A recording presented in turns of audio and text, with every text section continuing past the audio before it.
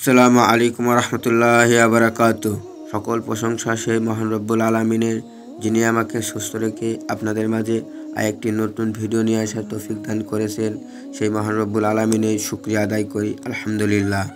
তো দীর্ঘদিন বৃষ্টির কারণে আমরা আমাদের ঘাসের ভিড়ে কোনো পরিচর্যা করতে পারি নাই, কারণ এত পরিমাণ বৃষ্টি, প্রায় দিনই বৃষ্টি। সকালে যদি রোদ হয় তাহলে বিকালে বৃষ্টি, বিকালে ভালো থাকে তাহলে সকালে বৃষ্টি। এরকম হওয়ার কারণে আমাদের ঘাসের ভিড়ে আমরা কোনোভাবে পরিচর্যা করতে পারি না বা কাজ করতে পারি না।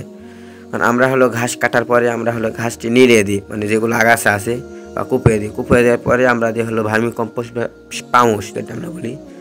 তো পাউশ দেওয়ার পরে যখন ঘাস আমাদের একটু বড় হয়, 1 ফিট বা 1 ফিটের নিচে, এই সময় দিয়ে আমরা সার, ইউরিয়া, ডিএপি এগুলো মিক্সড করে দিই, এই দুইটাই দিই। তো সার দেওয়ার পরে আমরা ওইভাবে সেচ দেওয়ার পরে আবার সার দিই। কিন্তু এবার এত পরিমাণ বৃষ্টি, আমরা কোনোভাবে নিড়াতেও পাইনি ঘাস আমাদের, তারপরে কুপাতেও পাইনি, কোনো প্রসেস করতে পারি নাই। ঘাস যে আমরা দমন করব এর কোনো বুদ্ধি হয় না আমাদের। তো এই কারণে আমাদের খুব পাউশ দিতে হয়নি বা ভার্মি কম্পোস্ট দিতে পারি নাই। আর দিব কীভাবে? এই পরিমাণ ঘাস তো দিয়ে কোনো লাভ হয় না বা আমরা দিও না। তো এই কাপটা বাধ্যতামূলক আমাদের এই আগাছা সহ আমাদের ঘাসের ভিড়েতে দিতে হয়েছে সার, কারণ আমাদের কোনো প্রসেস নেই। তো কারণ যদি সার না দিই তাহলে আমাদের ঘাস বৃদ্ধি হবে না। আর এত পরিমাণ বৃষ্টির পরে আমাদের ঘাস উপর দিকে বৃদ্ধি হচ্ছে না, নিচ দিকে বৃদ্ধি হচ্ছে। নিচ দিকে বৃদ্ধি বলতে নিচ দিকে ডেবে যাচ্ছে, ঘাসটি কোনো মতে বাড়তেছে না। আর নতুন যেগুলো কুশি বাড়াচ্ছে, এই কুশিটাও নষ্ট হয়ে যাচ্ছে অত্যন্ত বৃষ্টির কারণে। এত বৃষ্টি হলে কি আর হয়, পুরো জ্বালা কুশি নষ্ট হয়ে যাচ্ছে। তো আজ একটু আবহাওয়া ভালো আছে, ভালো থাকার কারণে ভাবলাম আজকে সার দেওয়া যায়। কারণ ভিয়ে কোনো জো হয়নি যে আমরা কুপাবো, এই পরিমাণ জো হওয়া লাগে ভিয়েতে, জোটা হয়নি। তো আমরা সারই দিয়ে দিলাম, কারণ সার না দিলে আমাদের ঘাসটা হবে না। সো সার দেওয়ার পরে আমরা যাচ্ছি বিলেতে গরুর নামে ঘাস কাটবো বলতে আমরা দেখবো আসলে গরু ঘাস, বিলের ঘাস খায় নাকি। আমরা কোনোদিন এই বিলের ঘাস আমরা গরুকে খিলাই না বা আমরা খিলাইও নি এই গরুটি, কারণ আমরা লাগানো এগুলো ঘাস খিলাই, খড় খিলাই। আর এবছর আমাদের খড়ের সংকট বলতে আমাদের যে আমরা পোয়াল বা খড় নিয়েছি, যে এই বছর গত বছর আমরা পোয়াল খড় নিতে পারি নাই এই বৃষ্টির কারণে।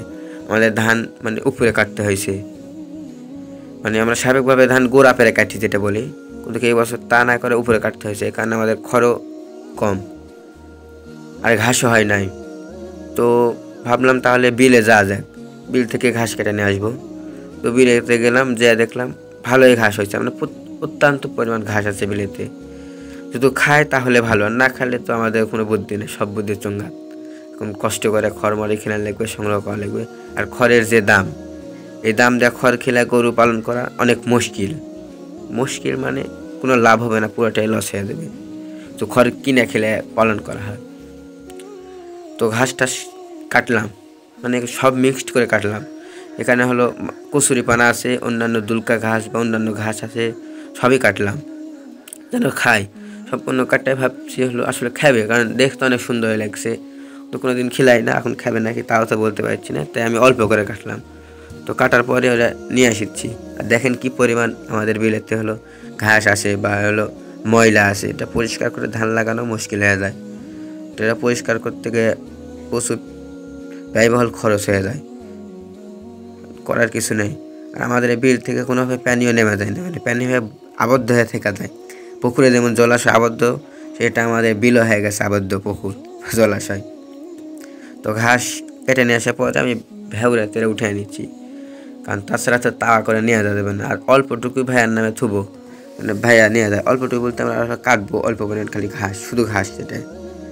তো কাটার পরে ভাইয়াক দিব। তো ভেউরাতে উঠানোর পরে আমি আরেকটু কাটলাম। তো কাটার পরে ভাইয়াক বলছে, আপনি ভেউরাটা তাওয়াটা নিয়ে যান, আমি ভেউরাটা নিয়ে যাচ্ছি। ভেউরা করে যেগুলো গুছায় নিছি।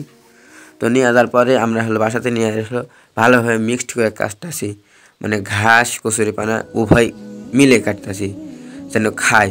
আর আল্লাহর কাছে বলতেছি আল্লাহ যেন এটা খায়, আর না খেলে আমাদের অনেক মুশকিলে পড়ে যাব। তো আমি কাটা ঘাস অল্প নিয়ে গরুকে দিয়ে দেখলাম আসলে গরু খায় নাকি। তো দেখছি খাচ্ছে। তো আল্লাহর কাছে লাখ লাখ শুকরিয়া। তো না খেত তাহলে আমরা মুশকিলে পড়ে যেতাম। এত পশু এত দাম দিয়ে খড় কিনে খেলে আমাদের গরু পালন করা মুশকিল হয়ে যেত। আর সকলে আমার জন্য দোয়া করবেন। আসসালামু আলাইকুম রহমতুল্লাহি ওয়া বারাকাতুহু।